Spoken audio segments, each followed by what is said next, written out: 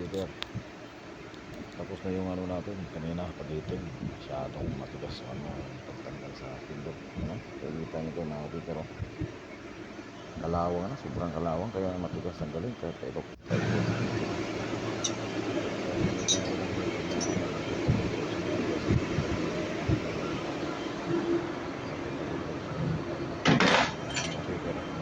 tanggalin na natin ito,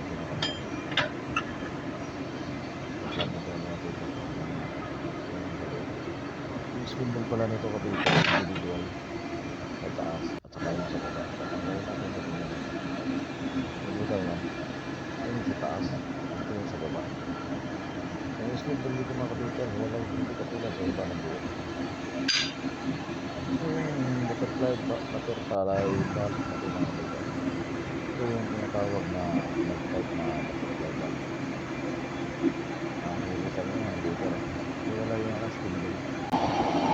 Spindle natin ito mga kapito. Yung nilagay ko pala sa loob ng mga kapito, nilikot, hindi grasa.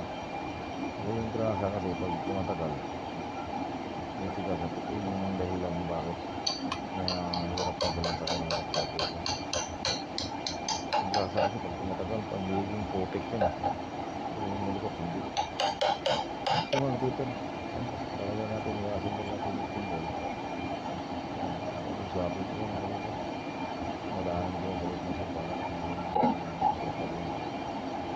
Kaya sinagkita ko sa kapito, nagalit ko na.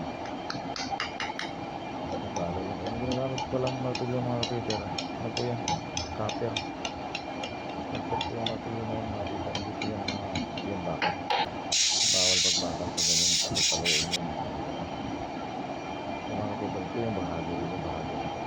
Sinasabi ko yung pahiwalay na. Ito yung lock sa baba. So yung design nito na ito iba. Kung compare nyo kayo na dito mga kapito na lock. Magkaiba. Kaya huwag kayo basa pagpapin nyo sa lalim kasi magkaiba yan. Tingnan nyo yung maigi, ano yung design.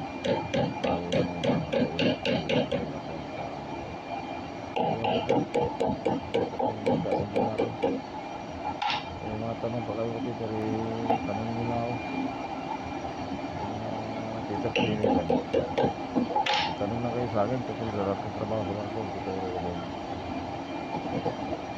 Kahit sa lahat ng klase ng process, tuturo ko sa mga yun. Yan mga kapito, alam mo tayo na rin natin sa pag-Bible. Yung i-install na ito mga kapito. Yo!